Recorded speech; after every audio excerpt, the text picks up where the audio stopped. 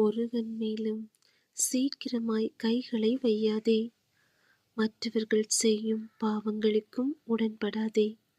உன்னை சுத்தவானாக காத்துக்கொள். 1 தீமோத்தேயு 5ஆம் அதிகாரம் வசனங்கள் 17 முதல் 22 வரை.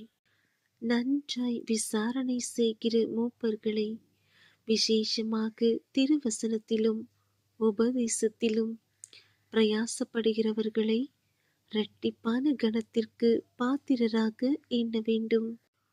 போரடிக்கிற மாட்டை வாய்க்கட்டாயாக என்றும், வேலையாள் தன் கூலிக்கு பாத்திரனாயிருக்கிறான் என்றும் வேத வாக்கியம் சொல்லுகிறதே. மூப்பனானவனுக்கு விரோதமாக ஒருவன் செய்யும் பிராதை 2-3 சாட்சிகள் இல்லாமல் நீ ஏற்றுக்கொள்ளக் கூடாது. மற்றவர்களுக்கு பயம் உண்டாகும்படி பாவம் செய்தவர்களை எல்லாருக்கும் முன்பாக கடிந்து கொள்.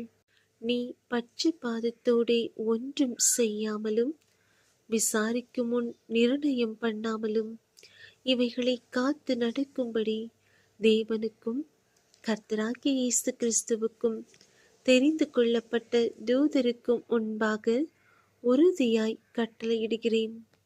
ஒருவன் மேலும் சீக்கிரமாய் கைகளை வையாதே. மற்றவர்கள் செய்யும் பாவங்களுக்கும் உடன்படாதே. உன்னை சுத்தவானாக காத்துக்கொள்.